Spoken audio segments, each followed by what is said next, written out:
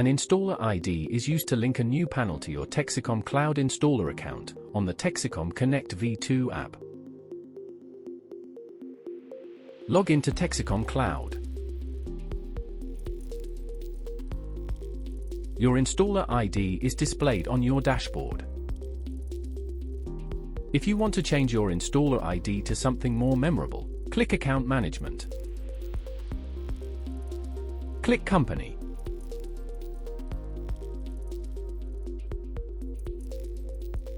Enter your new installer ID and click Save.